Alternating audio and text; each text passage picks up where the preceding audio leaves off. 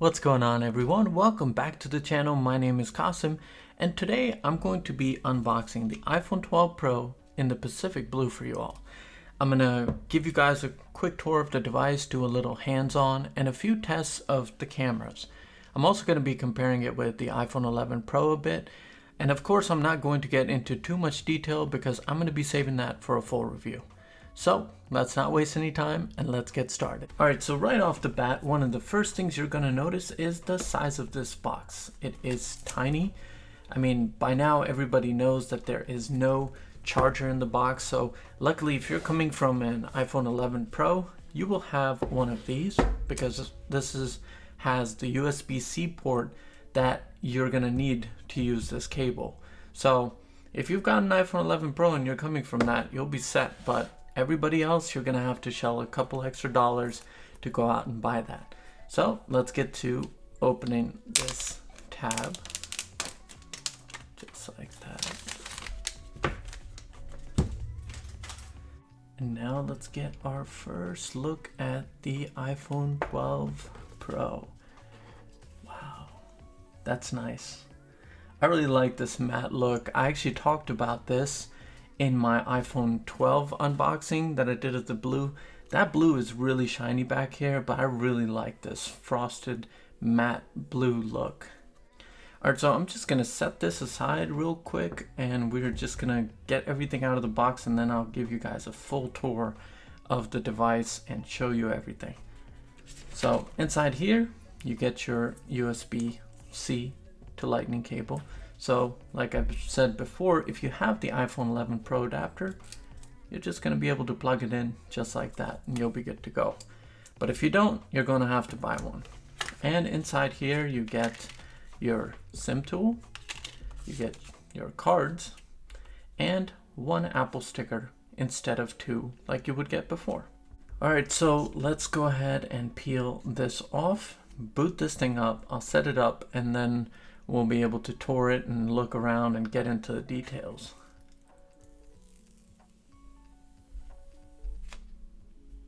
Nice, very nice. I like this. This thing looks beautiful, seriously. Alright, so first let's look at the device itself. If you're familiar with an iPhone, then this will be no surprise to you. You've got your usual mute and ringer switch. Below that, you've got the volume controls, and further below is your SIM card tray. To the bottom, you've got your two speaker grills, and of course, that Lightning port for charging. At the back, you've got your triple camera system just like the iPhone 11 Pro.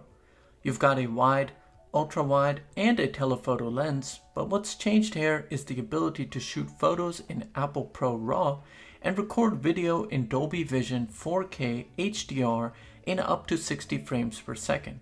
These are both features that I'll be testing out in detail for my full review. The front camera can also record in Dolby Vision 4K HDR, but only up to 30 frames per second. Also, with the front-facing camera, you will be able to take better selfies with the new night mode. What's new back here though is that Lidar sensor. This sensor emits lasers that help the camera system understand the depth between itself and objects in the environment. With this addition, you're going to be able to get better portrait shots at nighttime and faster autofocus in low light conditions. Again, this is something to be tested and I will be looking at it in detail in my full review. Now let's talk about that Super Retina XDR OLED 6.1 inch display, which is absolutely beautiful, but if you're coming from an iPhone 11 Pro, then you won't really notice a difference as the pixel density has only changed by 2 pixels per inch, though there is a size difference between the two. The iPhone 11 Pro has a 5.8 inch display compared to the 6.1 inch found on the 12 Pro. Both phones are also able to reach a brightness of 800 nits and a maximum peak of 1200 nits when watching supported HDR content. Now while we're comparing the two, the iPhone 12 Pro is just a tad bit larger in size and weighs a whopping 1 gram heavier than the iPhone 11 Pro. But due to the squared off edges, it actually feels more comfortable in the hands than the iPhone 11 Pro, and the weight difference really isn't noticeable at all. Sitting on top of the display is Apple's new ceramic glass, which is infused with ceramic crystals, making it up to 4 times better in drop performance. Now, I use my iPhones without cases, and I don't really plan on dropping this phone, but if it does drop, then we're gonna find out how tough this glass really is. Powering the iPhone 12 Pro is the A14 chip, and like I mentioned in the iPhone 12 video, this is replacing the previous A13 chip, which is already a fast one. So I honestly don't really think that performance is going to be an issue on the iPhone 12 Pro.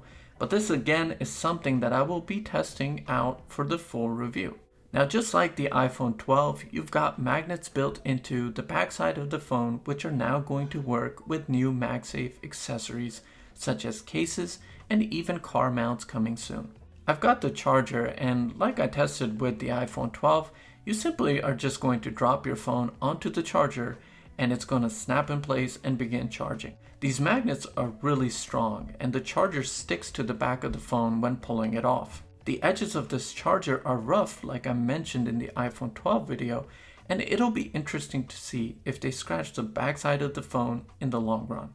So I've got to say, just from first impressions alone, I really love this squared off design. And I know I mentioned this in the iPhone 12 video as well, but they went back to the design of the 4, the 5, and the 5S. It's like the iPhone 5S, like Batman, just took off into the dark night and came back as a much more powerful device. And keep in mind, guys, I usually use an iPhone SE, so I'm used to just using a much smaller phone. So even holding this iPhone 12 Pro, it's comfortable. I really like it. So I'm loving the fact that they went back to this design. Now, also about 5G. So while I was filming all the B-roll for this video, different parts of my house, the phone was actually catching 5G. And I even tried to do a speed test. But you'll see here in this clip that even during the speed test, it is just bouncing from 5G to LTE, 5G to LTE. It's going back and forth, and I had the phone set to only use 5G.